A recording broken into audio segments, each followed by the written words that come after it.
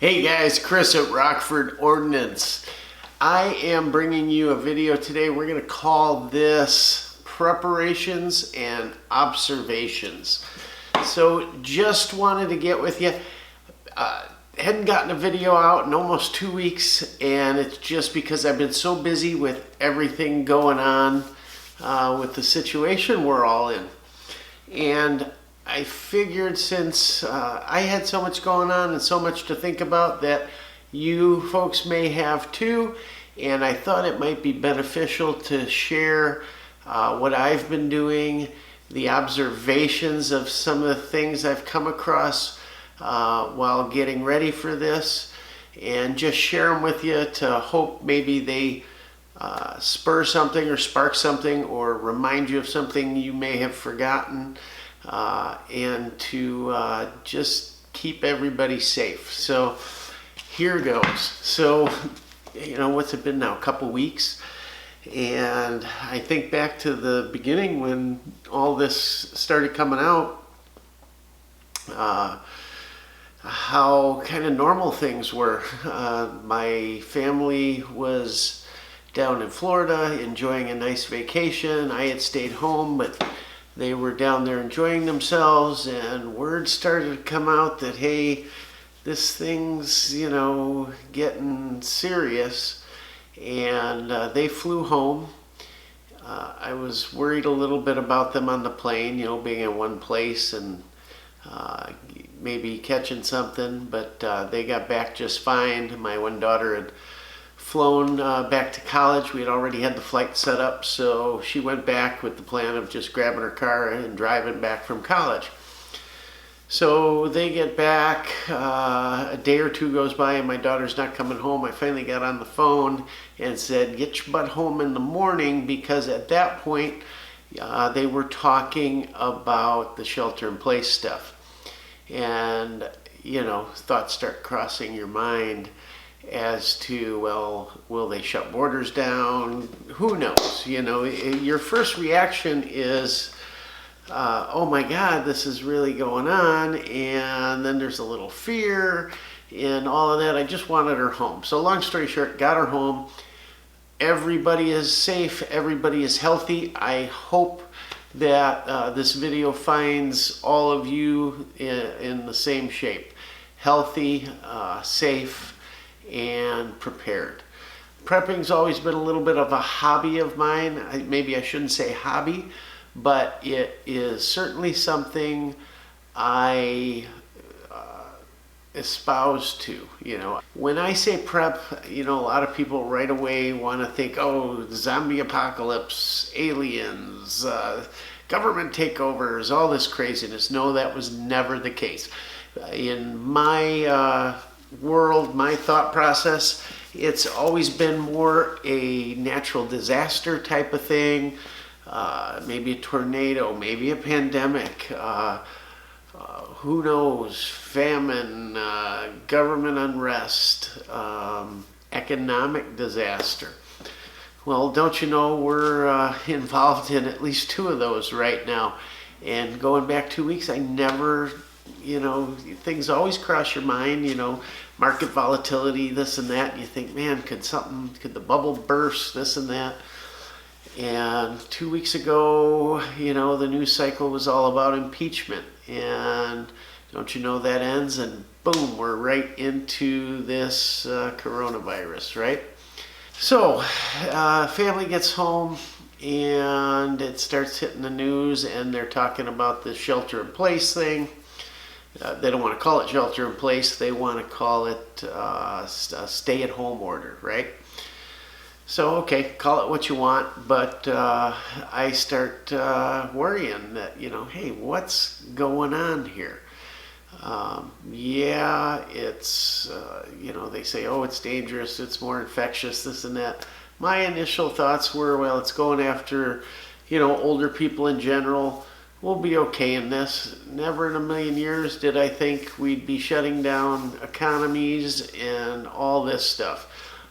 Real quick, and just my opinion, and by no means am I trying to make slight how serious this thing is and how dangerous, and that it's killing people. I mean, we should all say a prayer for these people and for ourselves, frankly, that we all stay safe and we get through this thing. But my idea was more like Denmark's, where I thought that, let's protect those that are at risk and kind of quarantine them, keep them safe at home, and let's keep this economy rolling. An economy is a very fragile thing, not just here in the USA, but it's a world economy now.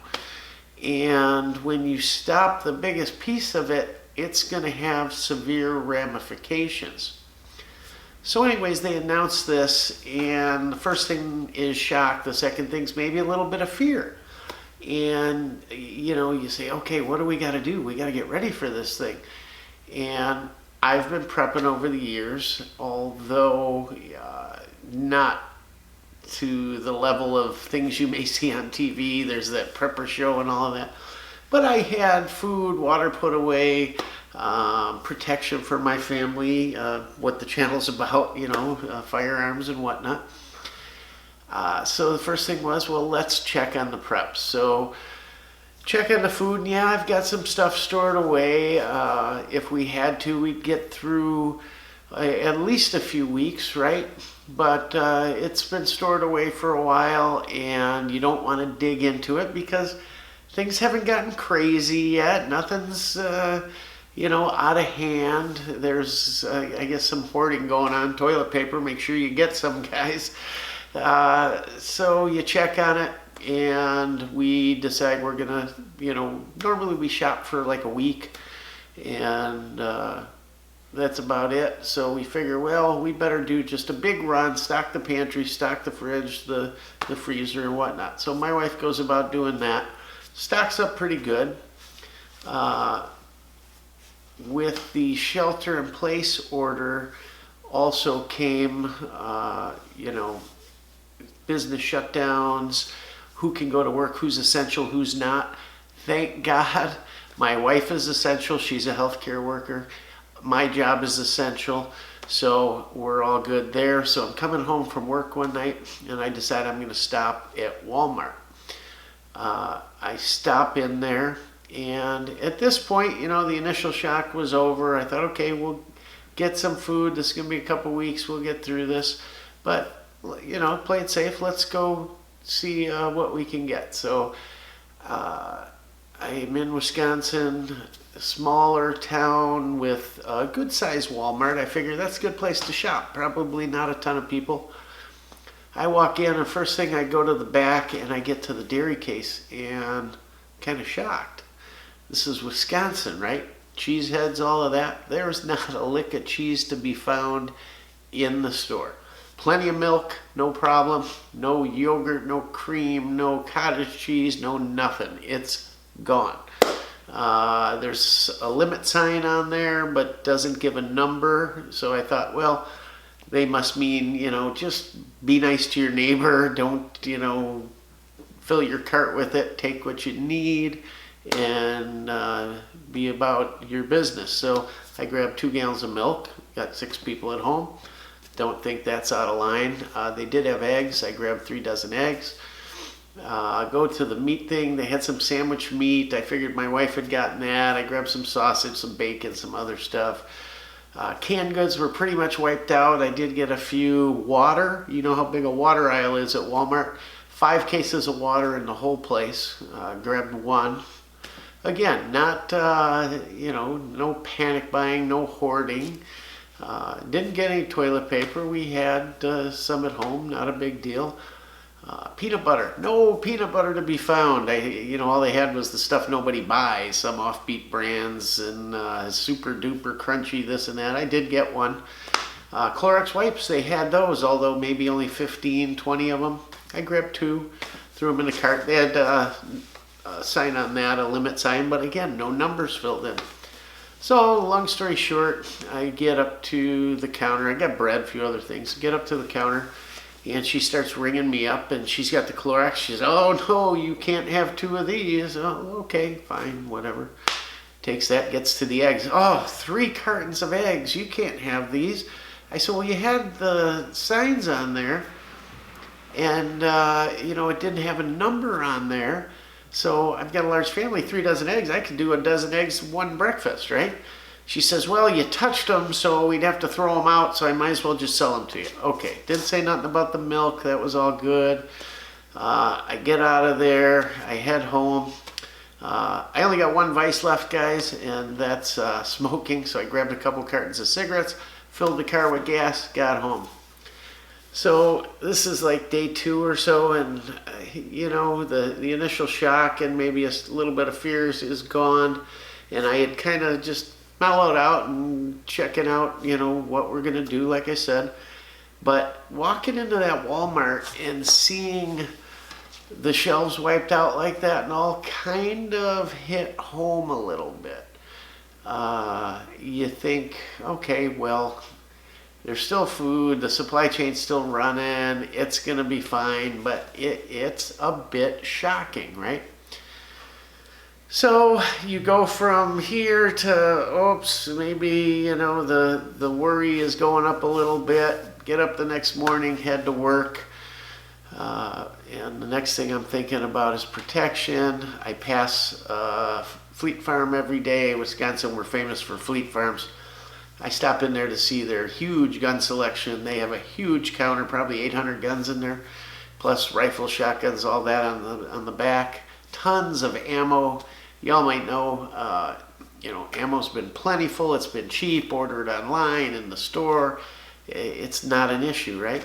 So this is like only day 2, and things really haven't ramped up yet. So I stop in there, and lo and behold, the gun counter is cleaned out. I mean cleaned out. There's 3 guns left in the counter, and they're all high-end stuff. One happened to be a SIG 1911, the We the People edition. You can watch a video. I have that handgun, and check out the video. It's kind of cool, nice gun, but 3 expensive guns left. Everything else cleaned out. There was hunting rifles, bolt actions, lever actions, some shotguns, 22, stuff like that. Plenty of that left. I mosey on over to the ammo aisle, and at that point, they had everything on the shelf. They had plenty of 223, 9, 40, 308, 30-06, 22, shotgun shells, whatever you wanted, not a big deal. So I grabbed a couple things and figured, I'm fully stocked. I got plenty of ammo, plenty of mags, don't need any guns, that's for sure. So I grab a couple things, head home. We had thought about, there were rumors of the shutdown coming at that point, and you start to worry, shutdown, that hits home with anybody, I think, that enjoys their freedoms. You think, is there going to be National Guard? I cross the border regularly between states for my job. Am I going to be able to get over the border? And again, at this point, there were only rumors about it. So I was a little worried. Figured, let's gas the cars up. So we made sure all the cars were gassed, made sure our motorhome was gassed up. Should we have this thing get worse and we have to get out of Dodge. Thinking about all these things, right? And as you're going along and you're watching the news and you're up and down with your worry or your fear, you're 1 minute you're fine, everything's going to be good. Next minute they're talking about some other thing and you're thinking, oh my God, is this really happening? And what could be the worst case scenario, the best case scenario? So we had food and all taken care of. We had gas in the vehicles. I did fill some extra cans of gas because we have a generator, some propane for the grill, had stopped in and gotten a little bit of ammo and thought, okay, I'm going to get all that stuff in order. So although I keep some mags loaded, I thought it's time to load some mags just in case, you put it off and all of a sudden you're not going to have time if you need it. So I load a ton of AK mags, I load a ton of AR mags, and I discover something that here I think I'm all set, I'm all good, and this is an AK channel. Obviously, I've got a ton of AK mags, but I get to AR and I don't have enough mags. I don't have nearly what I thought I had. And I thought, I got to get some AR mags, and I'm also a little light on AR ammo. So I stopped back the next morning at Fleet Farm. I had looked online. They had 3 cases, 1,000-round cases left, supposedly. And I was going to buy them online, and you can pick it up at the service counter. And I should have done it. I get there and can't find it anywhere. I asked the guy, and he says, well, it says we have it. It should be here. Goes in back and checks. Nothing. So I had grabbed some more shotgun ammo, a few other things, the mags, and I'm up and down the aisles just checking, see if I can find these boxes. And lo and behold, on an end cap, I see a box. And for those of you that buy bulk ammo, you know, it doesn't come in a pretty box like the smaller ones. It's just a cardboard box. And I'm reaching for it back there, and the whole time I'm hoping I pull it out and it says 5.56, and lo and behold, there it is, 5.56. I got me a case of it. So great. I get home with that, and I had also looked at reloading supplies, you know, because I got a ton of brass and all of that, and I do reload a lot. I had been reloading a few days before for some precision ammo for the precision AR that I did a video on, and I was out of 223 bullets and low on powder, the powder I used for that. They didn't have any. They didn't have the powder I used. So they did have a different brand. I got that. They did have some 223 bullets. I got a couple hundred of those. Loaded up everything I got. I spent a couple days reloading. Kept my mind off things. Kept me busy, and I was producing something that may be very useful, right? So now we got the food handled, we got the vehicles handled, we've got the all our, you know, defensive stuff handled should we need it. And the thought process comes to, what are we going to do? We have a family place up north, and plan had always been, if it got bad enough, we could head up there, kind of be away from large populations, be able to sustain ourselves, that kind of thing.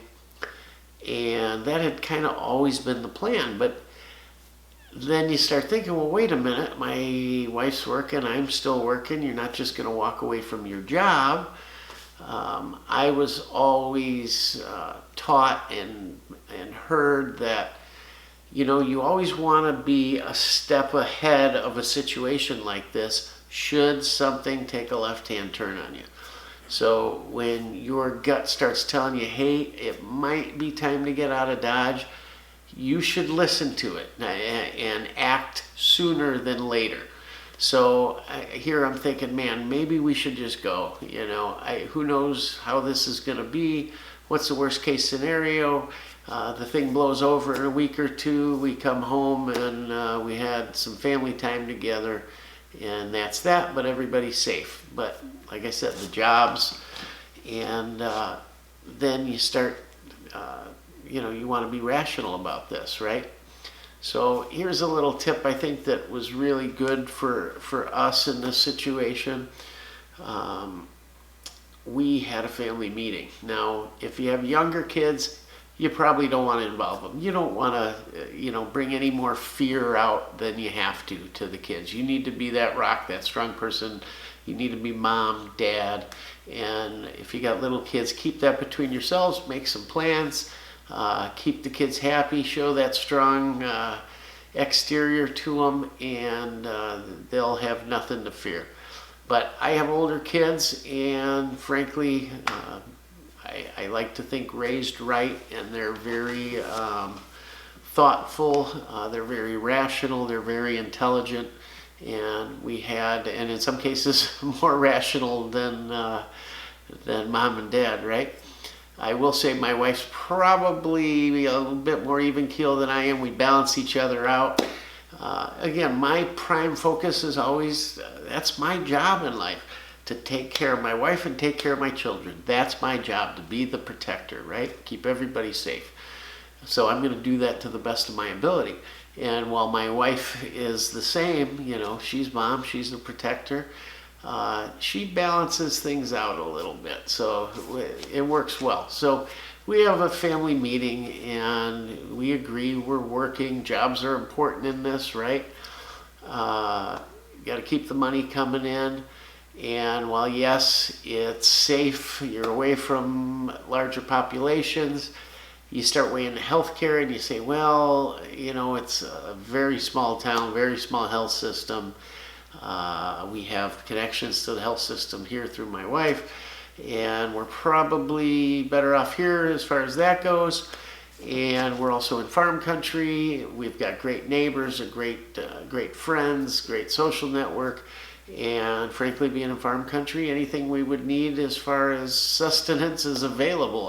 On my road, I can get beef, I can get lamb, I can get eggs, I can get vegetables. I can get just about everything except milk, I think, would be about the only thing. And, we've had chickens, we've had rabbits. I've got the chicken coop. I can throw chickens out there. And in the long run, we decided it's better to stay here. So, okay, good. We're going to stay here.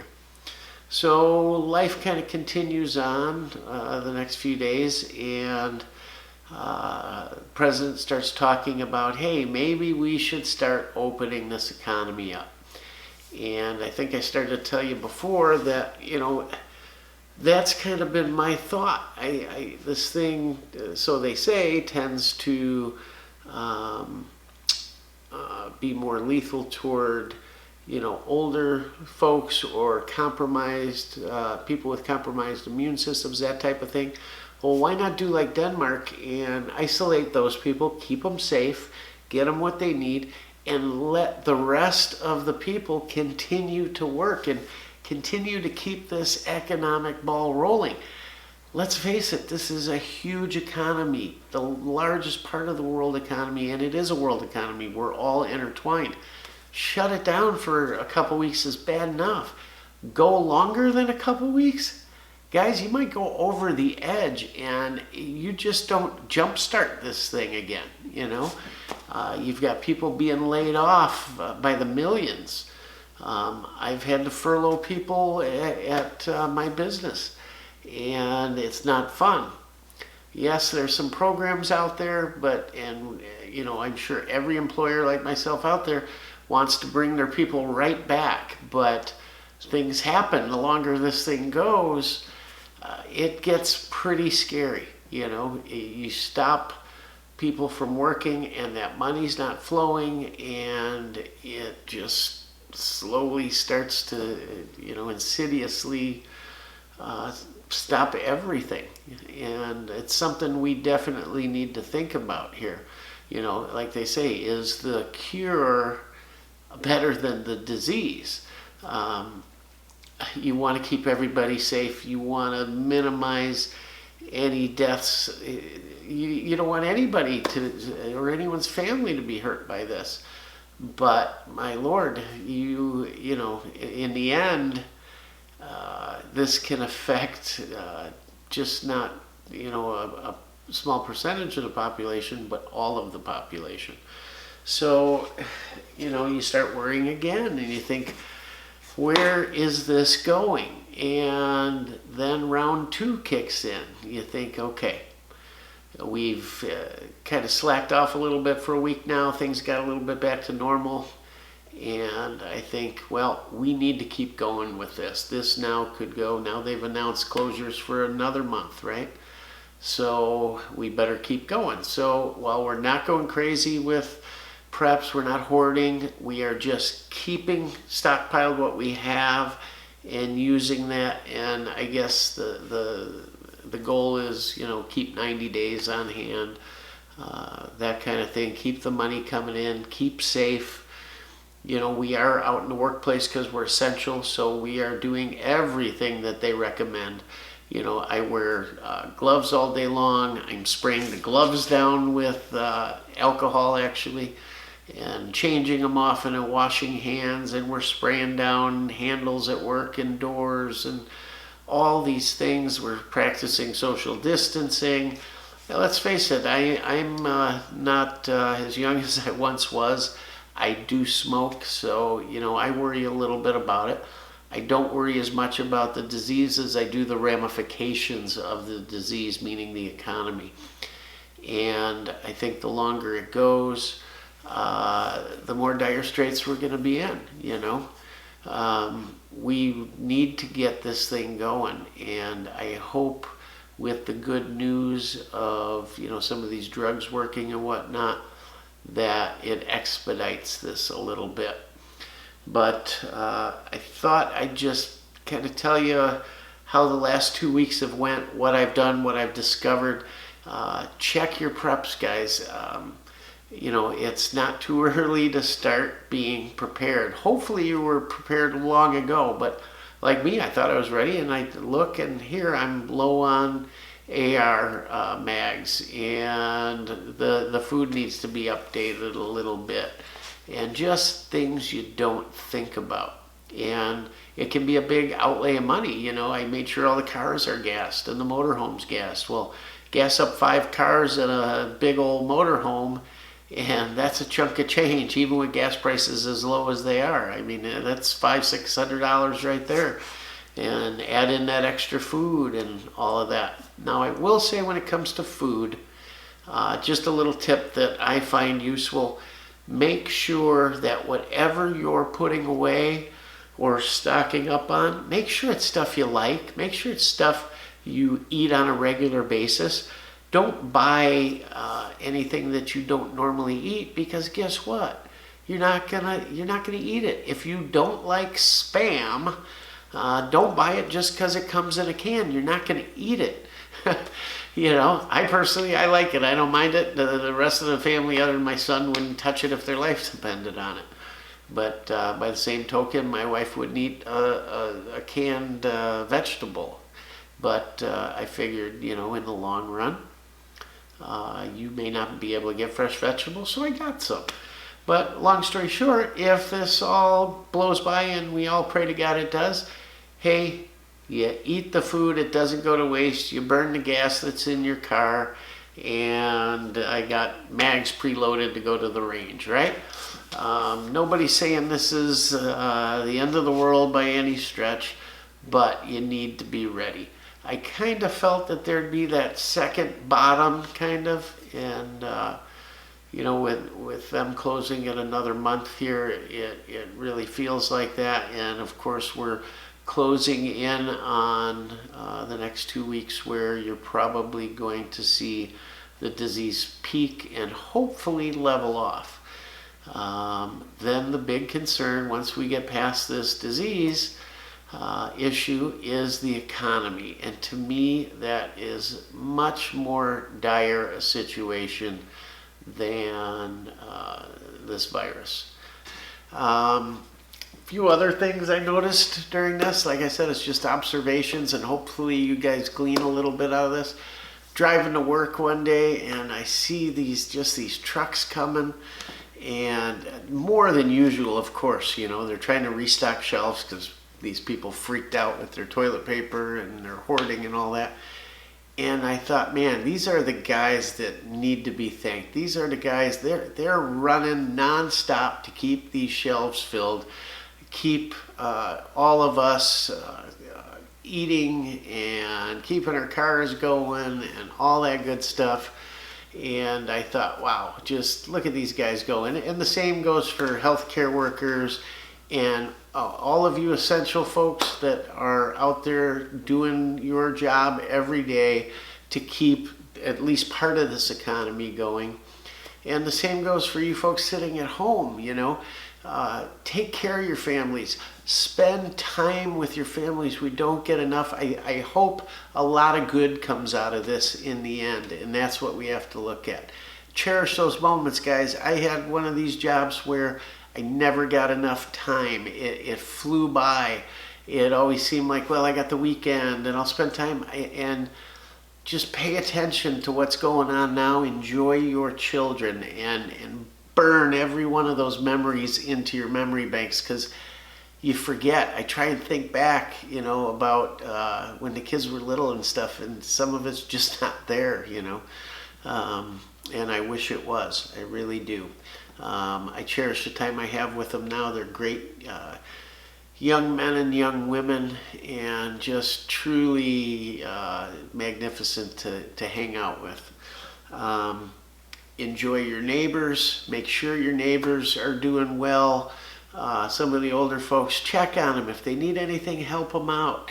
If a friend needs something, here's a funny story, and maybe some of you have run into it. Between friends and family, I'm always, okay, yeah, Chris is a little off, whatever, he's into, what's with all these guns, and, he's always talking about putting food away and this and that. Well, yeah, who's right now? I don't want to be the guy that said, I told you so, and I'm not going to be. It was just something I always did, and I always thought was the right thing to do, just to be ready, right? Well, lo and behold, one of my oldest, dearest, bestest friends in the whole world, I'm driving to work, my phone rings, and he says, hey, all them AKs you got? I said, yeah. He says, can I borrow one? Can I borrow one? You've been shooting with me. He's got handguns, but he wanted a rifle, and I've been telling him for years, get a rifle. Well, now don't you know, okay, he wants a rifle. And here, firearms are, you have to, just be a very responsible person, and which he is. If push came to shove, he can borrow a rifle, not a problem. And with him, and in this case, it's not a money situation. It's not he can't afford it. He can afford it. That's not an issue. It was the problem of, hey, the shelves are wiped out now, and I'm kind of behind the curve, or he's behind the curve on it. So I said, well, here, rather than me lend you one, let's see what we can find you, And we planned a day where I'd take him out and we'd find him something good. And in between there, he happened into a shop, and he's actually from Illinois. He's got his FOID card and all that. And he happened to find a Mossberg 500 shotgun he liked, and a pistol, and he's all good. But he didn't have any ammo. I picked some up for him. He could find birdshot, but not buckshot and slugs and stuff, so I got him some. And yeah, so friends, you might be getting that call if you're that guy like me, where people know that that's what you're into and all of that. And take care of friends if you can. Help them out. A lot of new gun buyers out there, right? This is a great time, guys, for us as pro-Second Amendment people and pro-gun people to maybe convert some of those people that didn't see the necessity of it. Thought, oh, I don't need a gun. Well, look, they're all out there buying guns, right? It's a time to welcome them into the fold and not push them away, not to treat them as, oh, look at them, they weren't ready. No, that's not the case. It's a good thing. They're getting ready. At least they see the point. They see that, hey, maybe the police aren't going to be there to help you out if something were to happen. You want to protect your family, so help them out. I have a fear that these new gun owners aren't going to get the training, so offer to give that training. I'm going to do a little video on basics just to help some people out. And they just might find that it's fun, and obviously all these people went out and bought these. They see a need now. They see a need. They understand that it's your responsibility to protect yourself and your family. It's the old saying, the police get there, what? Just in time to do what? To mop up what's left, right? They even if the response time is 5 minutes, somebody kicks in your door and it happens now. 5 minutes, it's too late. It's over with. So I think they're seeing that, they understand it, and it's a good time to bring them in. So let's make sure we do that. I have another good friend who works for a huge egg farm. And, you know, being a friend and a neighbor, he says, hey, Chris, you need some food. And hey, 6 people, right? It takes a lot of money to feed it. I bet we spent a ton of money just stocking the pantry. And he said, I got a bunch of eggs for you. Come on out and meet me, and I'll give you the eggs.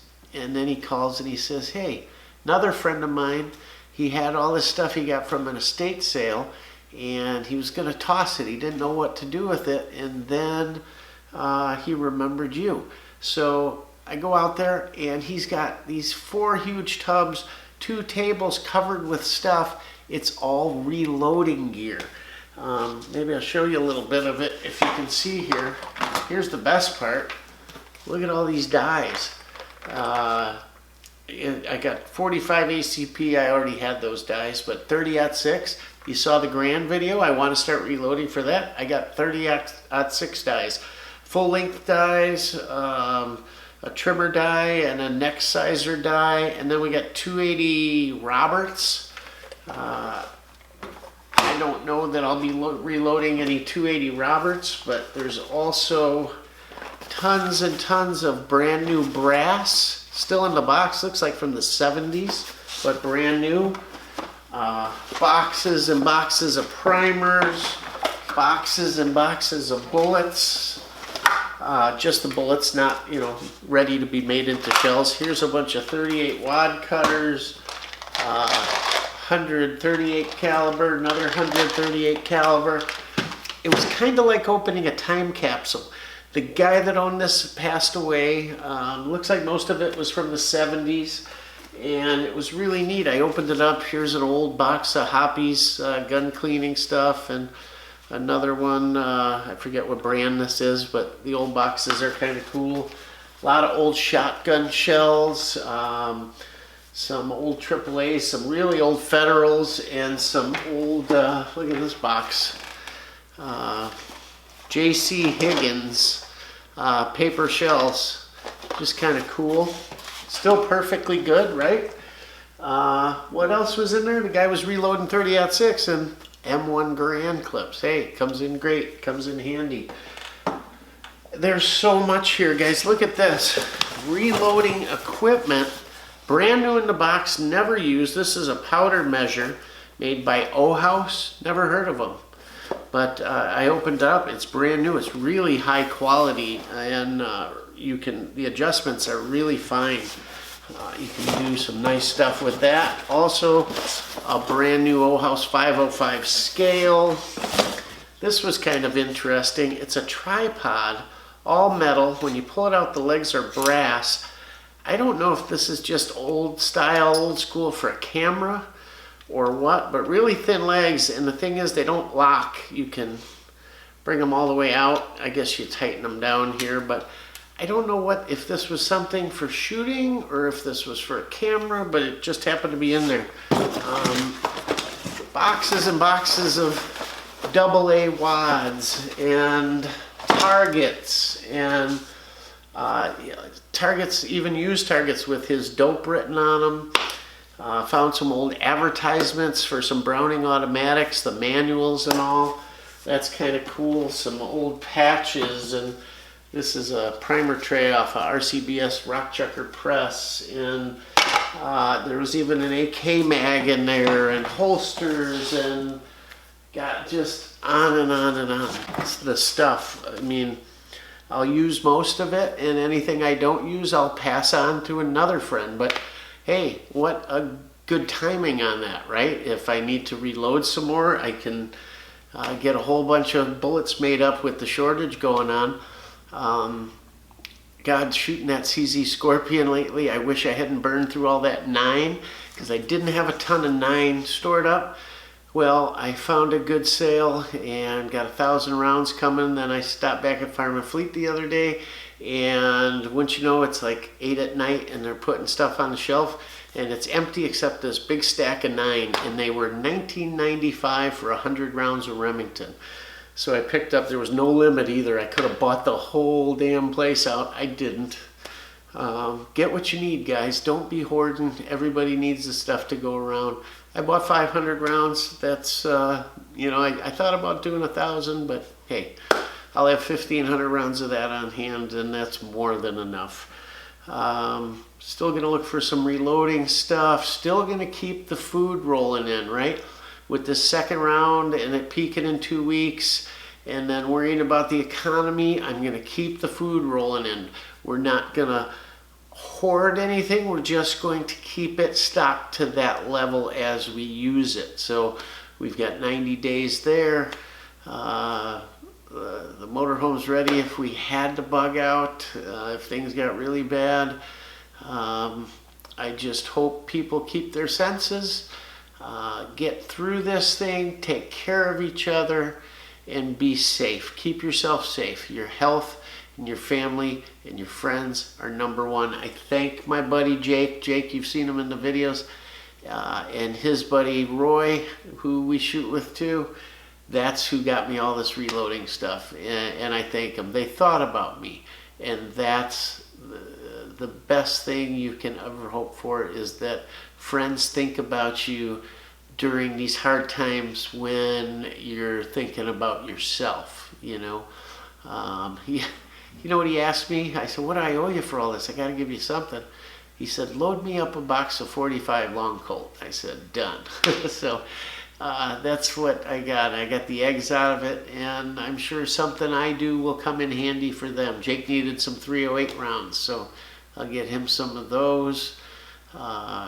Take care of each other, because in the end, that's all we got is each other. So just hope some of this sparked some ideas, maybe something you're lacking in your preps, or something you haven't done yet, or just to know that, hey, you're not the only one in this situation. We're all in this situation.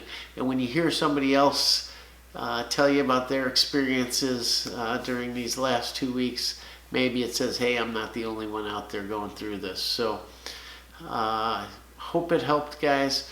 A little bit different video than usual. I'm going to bring you some cool videos. We're going to the range tomorrow because I want to blow off some steam. Probably not the time to be, you know, just shooting punch and paper with ammo, but still got to have fun, and it's out in the open. Don't have to worry about people being too close to each other. We can go out and shoot, maybe burn off some anxiety or whatever, and just go have a good time. So I'll bring you some videos on that. Check out the videos I told you earlier that I referenced. Please hit the bell down there. Please like, please subscribe. Check out our Instagram, check out our Facebook. If you got any comments, I would love to hear your comments about, you know, what you've been doing the last couple weeks and how things have been going. Maybe about, you know, groceries, or what you're doing for preps or ammo, or whatever the case may be. You know, throw it down there in the comments. I answer each and every comment, every single one. And it's not just usually a quick one either. I dive in there. I love talking to you guys. That's the best thing about this channel. And with what's going on today, it can only help, and it keeps us connected while maybe we're stuck at home, right? So anyhow, it's been fun. Stay safe, stay healthy, and as always, Rockford Ordnance out.